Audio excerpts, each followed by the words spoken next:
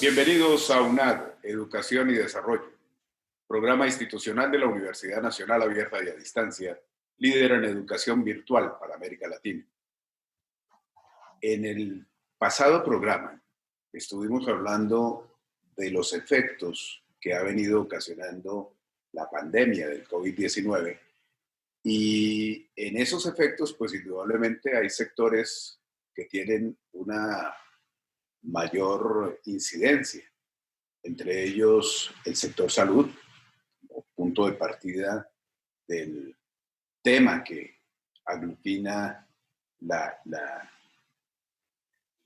manera de estar amenazada nuestra vida por este virus. El tema del trabajo, que indudablemente tiene referencias muy importantes de transformación en torno a las formas de interrelacionarnos en el sector productivo y en todos los sectores que constituyen nuestras sociedades, pero indudablemente también el tema de la educación. En el pasado programa hicimos esa reflexión con el doctor Claudio Rama Vitale, un reconocido universitólogo y académico en América Latina, y le hemos pedido que nos acompañe nuevamente en esta emisión para poder disfrutar con él de las reflexiones que de manera muy pedagógica hace en torno a este tipo de temas. Pero particularmente hoy lo vamos a orientar hacia mayores claridades en torno a lo que significa la estructuración de una trayectoria de la educación digital y a distancia y por supuesto de sus expresiones como la virtualidad en plataformas organizacionales, académicas, pedagógicas, curriculares también y por supuesto de orden tecnológico. Vamos entonces a darle la bienvenida al doctor Claudio Rama, que nos acompaña desde Montevideo en este momento y a quien le agradecemos de antemano toda la deferencia que ha tenido con nuestra universidad y también con nuestros televidentes para poder desarrollar este programa.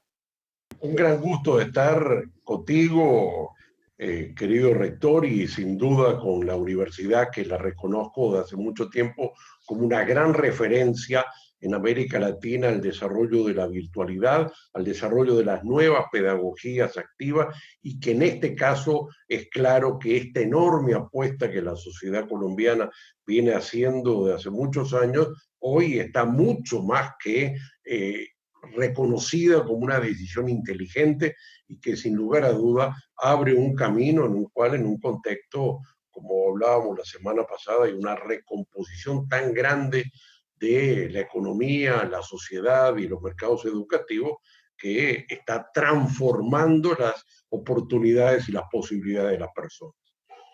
Yo diría vamos que a iniciar un poco este ejercicio planteando las diferencias sustantivas que tiene que tener una voluntad política, primero de los gobiernos, para impulsar este tipo de transformación hacia lo digital de nuestras sociedades y por supuesto la educación. Y el escenario que permite que evolucione de mejor manera a lo que hoy ha sucedido con los retrasos y las resistencias al cambio que ha tenido la educación a distancia y virtual por parte de aquellos que han venido desarrollando educación convencional. indudablemente que nosotros estamos en una sociedad digital en desarrollo hace ya muchos años, ya consolidado la transformación de las infraestructuras, de la tecnología, y lo que ha habido es más resistencia de un modelo educativo o inclusive un modelo laboral presencial. Hoy la sociedad pide educación virtual, la sociedad pide siempre educación, y ese es el instrumento que la sociedad tiene para mejorar sus condiciones de salario y de vida. Y esta discusión, yo creo que de educación a distancia o educación presencial, yo creo que ya está deslegitimada, y hoy la sociedad no tiene otro camino que avanzar hacia el reconocimiento de la educación. No la sociedad, los sistemas y los cuadros políticos o académicos resistentes. Y en esta recomposición hacia la educación virtual, yo quiero manifestar dos áreas más que además del empuje a la educación virtual, el empuje a que las instituciones públicas también ingresen, otras que no hayan ingresado a la educación virtual, yo creo que hay dos manifestaciones que hay que tomar en especial interés. Uno es que con la crisis, con el desempleo y con las transformaciones que el mercado laboral está produciéndose, no solo cambian los diseños curriculares, sino una necesidad de profesionalización y de posgradualización. Yo creo que vamos a empezar a tener una mayor demanda de personas que quedaron fuera del mercado de trabajo y que empiecen a proyectar estudios de posgrado a menos costos para poder reinsertarse. ¿Correcto? Yo creo que estamos teniendo un escenario donde las estructuras de posgrado en algunos países son una estructura de posgrado muy costosa en términos de los modelos presenciales, porque son segmentos de pocos estudiantes, porque de alguna forma los costos también de los profesores son superiores y también porque las instituciones de alguna forma ahí se han especializado y se han nicheado y le da posibilidad de mercado. Creo que el mercado de posgrado se va a democratizar, va a aumentar el tamaño y la escala. América Latina tiene un nivel de desarrollo de posgrado pequeño en relación al nivel de desarrollo de los países desarrollados, que prácticamente es casi el 60% presencial y el 40% es de posgrado. Creo que vamos a tener un mayor escenario de posgrado. Y de posgrados virtuales.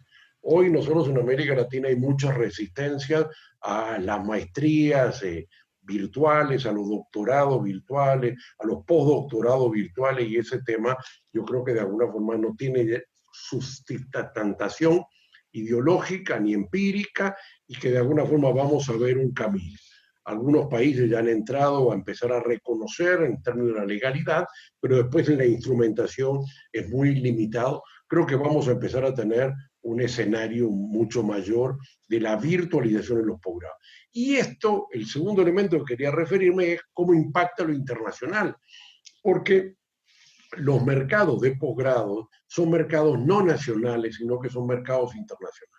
Los mercados de grado son nacionales porque la certificación, el certificado para ser abogado, contador, médico, ingeniero son certificaciones muy locales en términos de las pertinencias y de los requisitos, mientras que los mercados de posgrado son más internacionales.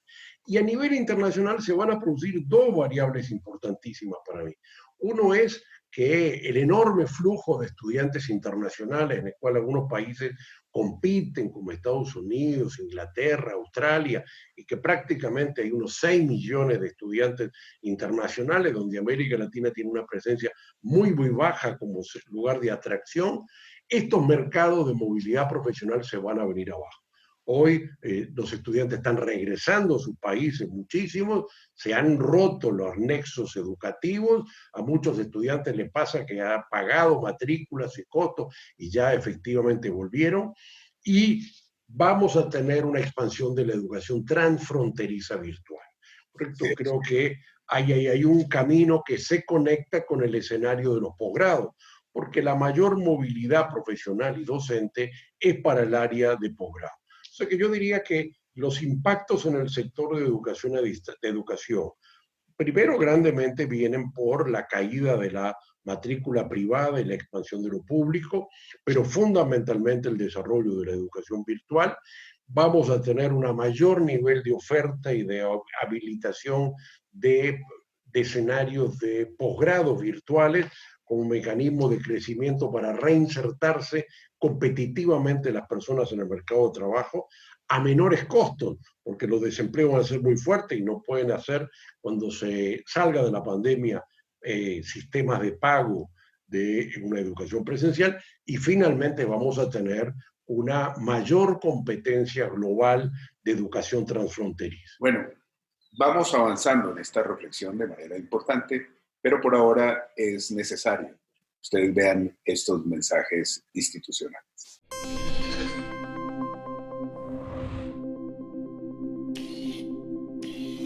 Canal UNAM, TV en Red.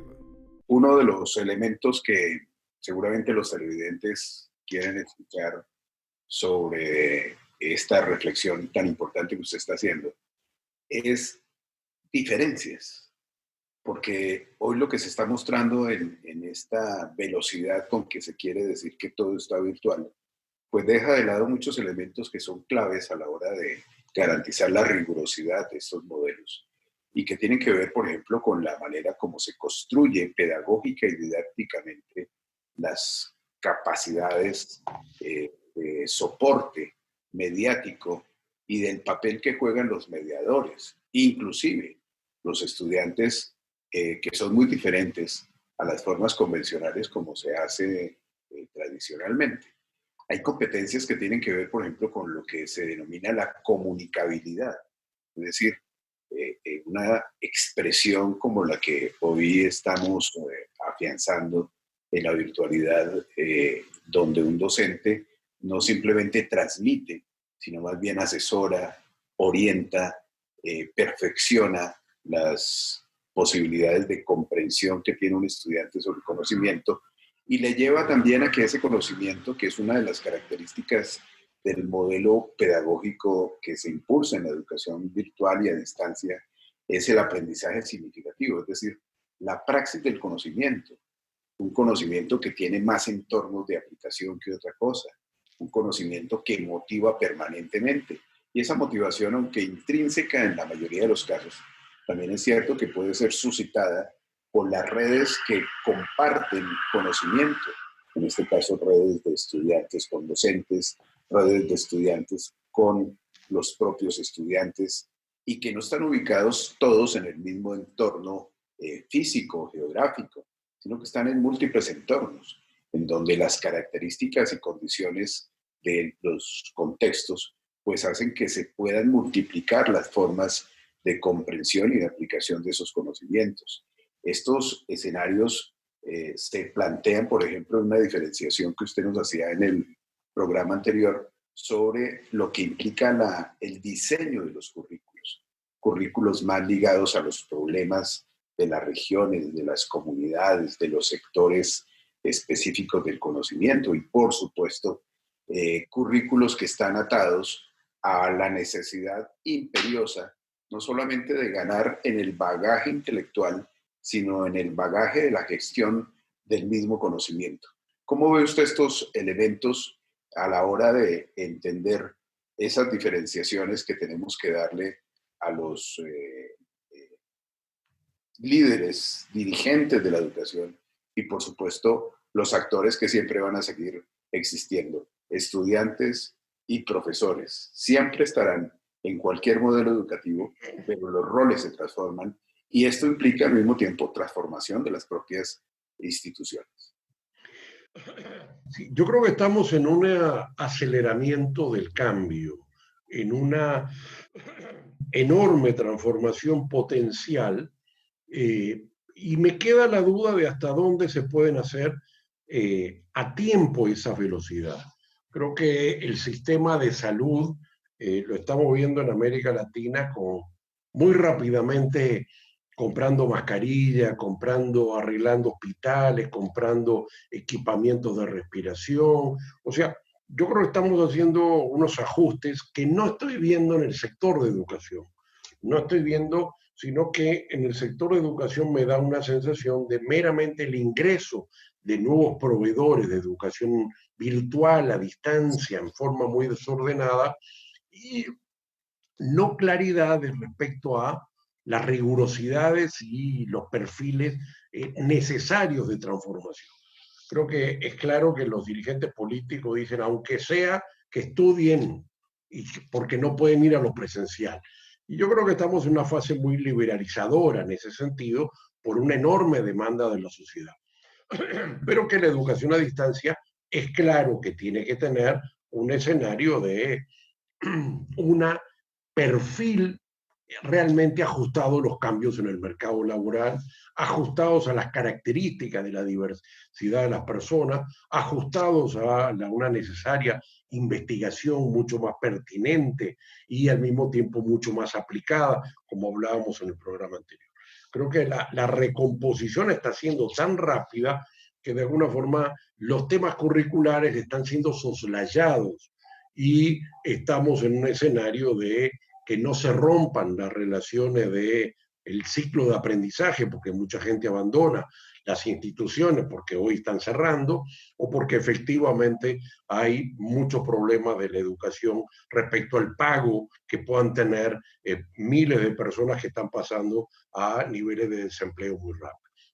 Dejemos Pero yo digo entonces que ahí este punto, maestro, para darle paso a unos mensajes institucionales y, por supuesto, para seguir en esta reflexión tan importante que usted nos viene enunciando sobre la lectura de esta realidad y su perspectiva en la educación. Ya volvemos, queridos televidentes, y no olviden escribirnos a nuestro correo institucional educación.desarrollo@unad.edu.co.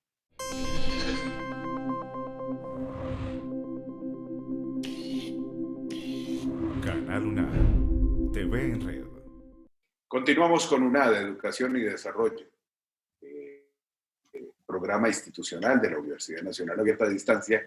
Hoy en la grata compañía del maestro Claudio Rama Vitali. Maestro, en este tema que venimos tratando de la virtualidad, hay elementos que son claves a la hora del direccionamiento en la construcción de plataformas, plataformas humanas, plataformas pedagógicas, plataformas didácticas y, por supuesto, las plataformas tecnológicas. ¿Cómo reflexiona usted en torno a lo que implica la inversión en esa cualificación humana, particularmente de docentes, que hay que hacer en programas de formación de formadores, en las garantías de construcción de objetos y de ambientes virtuales de aprendizaje y, por supuesto, en esa interacción tecnológica exponencial que garantice expansión a los lugares más remotos que puedan tener nuestros países, sobre todo para también dar a entender que la educación a distancia y virtual no es barata, como en alguna época se pensó y se hizo popular, de que era simplemente colgar contenidos y poner un ejercicio de interacción a través de un computador con conectividad y a eso era la educación a distancia. yo diría que, como vemos muy bien en el sector de salud, la pandemia llegó y nos agarró sin respiradores, sin los suficientes equipos de salud. Y también la demanda de educación, el teletrabajo, está generando una demanda de profesores capacitados en términos de educación a distancia, de instituciones que conozcan y tengan experiencia en esa materia, de recursos de aprendizaje y también de bases tecnológicas de conectividad. De alguna forma, hoy tenemos una presión enorme sobre la conectividad que muestra las falencias del desarrollo de enormes opciones necesarias en materia de conectividad, ancho de banda, digitalización y virtualización. El sistema está empezando a bloquearse y de alguna forma empieza a haber una pelea por el ancho de banda. Y algunas grandes empresas que están tratando de reducir la calidad para poder tener, no ocupar todo el ancho de banda, y lo estamos viendo en una pelea también respecto al tema del ancho de banda en las naciones, en la medida que hay que pasar el sistema educativo a una modalidad de educación virtual, a que efectivamente la relación entre las personas está cada vez más mediada por interacciones virtuales y al mismo tiempo por las formas del teletrabajo y hasta la investigación en red. Entonces, de alguna forma, el tema es las infraestructuras en esta materia, infraestructuras humanas, infraestructuras económicas, infraestructuras tecnológicas, infraestructuras institucionales para el ajuste a la nueva realidad digital. Y yo creo que en esta materia, estaba viendo hoy las redes de cables submarinos que salen de América Latina, cuando veo las redes de cables submarinos de Chile son mucho más potentes que las que tenemos en muchos de los países de América Latina o inclusive las más fuertes que están ahí. Sin embargo, allí la educación virtual no ha ido muy fuerte, ¿no? En ese sentido, también la educación virtual, de alguna forma, hoy necesita un ancho de banda superior. Claro. O sea, porque estamos teniendo modelos más sincrónicos en algunos casos, niveles de consumo de recursos de aprendizaje multimedia. Entonces, de alguna forma, ahí el riesgo que hay es que tengamos una educación a distancia de materiales planos, PDF y cosas de baja calidad porque tenemos poca conectividad. Y de alguna forma la educación a distancia requiere necesariamente un nivel de conectividad muy fuerte. Yo creo que los desarrollos de la educación, del soporte tecnológico y digital que han construido las sociedades son muy débiles. Yo revisaba, por ejemplo, estos días la proporción del Producto Bruto de la comunicación en América Latina respecto al mundo. En América Latina, la incidencia del Producto Bruto de las comunicaciones, de las telecomunicaciones, perdón, es apenas el 2,1% del Producto Bruto en la media. Y en los países desarrollados está en 4,5%. ¿Correcto? Y lo miraba respecto a mi país, que es 1,1, o sea, la mitad de la media de América Latina. Y en todo caso, ahí tenemos un escenario que el sector de las telecomunicaciones es un sector realmente muy débil. Y eso tiene que ver con el uso de la economía digital, tiene que ver con la inversión que se ha hecho en el Estado y en el sector privado, tiene que ver con una economía todavía muy poco digital, en el sentido de que es una economía más basada en el trabajo físico y en los productos mecánicos e industriales y no en la producción tecnológica de alto nivel. Ahí, Y de hay un alguna forma, punto, maestro, que me gustaría que también lo revisáramos, y es la necesidad de afianzar como una política de nuestros estados el derecho a la conectividad, así como correcto. existe el derecho a la salud, el derecho a la educación, el derecho a la libertad, a la condición de la autonomía humana. El derecho a la conectividad hoy es un escenario clave para poder impulsar modelos educativos como el que estamos hablando hoy, que es el de la virtualidad. Yo hablaba hace tiempo de los derechos de cuarta generación, que son los derechos digitales, conectividad, acceso a la educación a distancia, preservación de la identidad en la red, ¿correcto? Hay un conjunto de derechos que de alguna forma limitan el posible camino de la reestructuración educativa y también de la reestructura de la investigación y de las transformaciones del mercado de trabajo, que son los impactos grandes de la pandemia. Yo creo que más allá de la discusión del pasaje del virus desde los animales a los humanos y si es resultado del mercado de Wuhan, yo creo que tenemos que también que poner una nueva relación con las especies animales, ¿correcto? O sea, no podemos seguir basándonos en una sociedad que come a las otras especies, tenemos que mantener una protección, un equilibrio en la naturaleza y de alguna forma creo que el gran debate hoy es que la pandemia nos abra los ojos, ¿correcto? Que la pandemia abra los ojos a la sociedad. Lo educativo es una parte, pero la educación en valores al final es lo más importante. Muchas gracias, querido maestro Claudio Rama Vitale, por esta importante participación, este mensaje final que usted nos deja. Y por supuesto, queda claro, de las grandes amenazas, de las grandes crisis, siempre surgen las grandes oportunidades. Entonces, muchas gracias y no olviden sintonizarnos en el canal Zoom Universitario, en el canal de YouTube de la UNAD y por supuesto en esta señal institucional. Hasta la próxima.